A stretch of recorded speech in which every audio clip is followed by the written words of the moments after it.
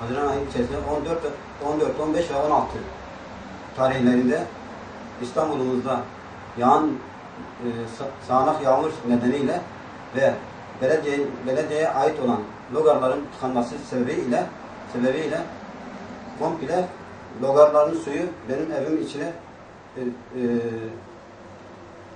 evimin içini bastı. Bu basma nedeniyle yaklaşık 5-10 santim su birikintisinden dolayı benim evimin içinde bulunan bütün eşyalarımın çöpe gitmesine neden olmuştur. Ve bu ayın 14'ünde bütün belediyeleri aramama rağmen hiçbirisi buna sahip çıkmamışlardır ve bölgeme dahi gelmemişlerdir. Sebebi ise aşırı yoğunluk beyan etmişlerdir. İkinci gün tekrardan öğlen vakitlerinde saat 12 civarında yağan yağmur nedeniyle daha beter bir şekilde evime su basmıştır. Ve bundan dolayı da tekrardan gerekli yerlere müracaat etmeme rağmen ancak fen işlerinden 3 personel, o da sadece kürek ve fırçalarıyla gelmiş evin içindeki suyu benimle beraber boşaltmışlardır. Bundan sonra da logarın tıkanmasını açmamışlardır. Ve bu nedenle üçüncü gün dahi tekrardan evime su basmıştır. Bu pis sudan dolayı hiçbir eşyam ortadan kalmamıştır. Bütün eşyalarımı çöpe atmak zorunda kaldım. Ve bu üçüncü günde de komşuların yardımıyla evimin içindeki suyu boşalttım. Bu ayın 17 Haziran'da 3-4 sefer aramama rağmen belediyeye bağlı zabıta ekipleri zorla gelip bölgeye gelmişlerdir. Ve iş işine geçtikten sonra evin hiçbir eşyası kalmadıktan sonra, çöpe attıktan sonra boş eve gelmişlerdir. Bunun kurul raporunu beklemek için yaklaşık bir ay bekledik. Bu bir ay sonucunda meclis üyesi olan bir şahıs, ismini vermek istemiyorum, bu şahıs bizi arayarak Mehmet Bey, sizlere kurul kararıyla ayda 200 ve toplamda 2400 lira vermek üzere karara bağlamıştır denildi. Buna itiraz etmek üzere belediye başkanından görüşmek üzere randevu talebinde bulunduk. Fakat yoğunluktan dolayı randevu vermemiştir. Telefon numaramızı da yanına kaydetmişler. Fakat 1,5 ay geçmesine rağmen herhangi bir dönüş olmadı. Ondan sonra 2 ay sonrasında bize gelen bir mesaj üzerine bankaya gittiğimizde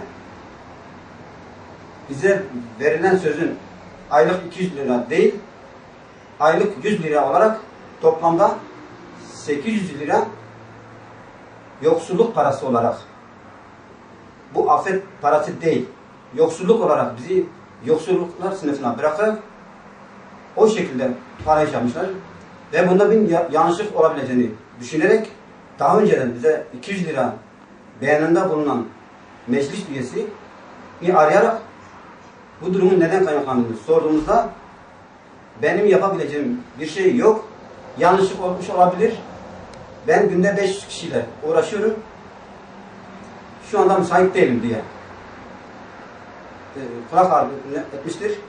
Belediyeye gittiğimiz halde belediyede ancak size 800 lira kurul çıkmıştır. Bunu değiştirme şansı yoktur.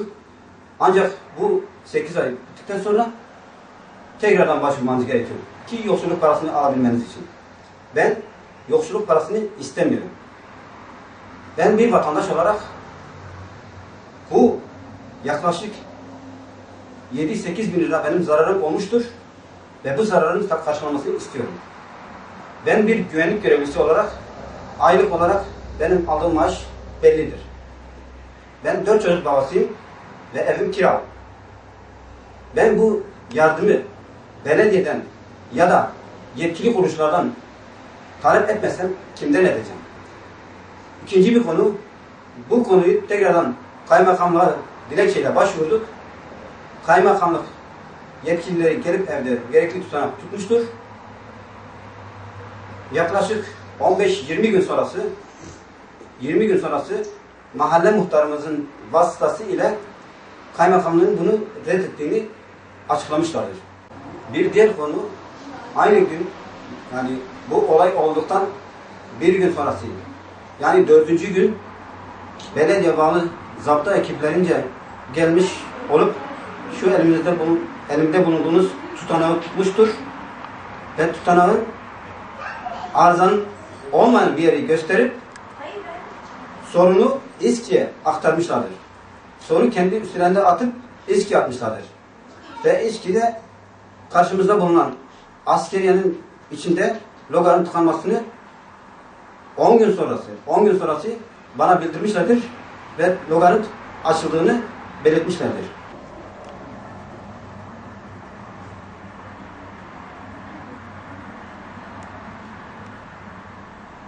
Şu anda içinde bulunduğum oda benim çocuklarımın bizzat yatmış oldukları yer ve bu odanın içinde yaklaşık 10 santime kadar su birikintisi olmuştur ve şu anda yarın ayakta bulunduğum yer kuru beton kalmıştır. Bütün eşyalarım, kahve olsun, kahve olsun, dolap olsun, komple her şeyi çöpe atmış bulunuyoruz. Şimdi belediyeye o kadar yapmış olduğumuz başvurulara rağmen üstünde bulunduğumuz çekiyatı bir tarafı olmadan daha önce kendi personelini kullanmış olduğu bunu bize getirmiş. Onu da kaç sefer telefon açarak 3-5 kişi beraber gelip teyze numaramızı alıp imza karşılığında vermiştir bunları.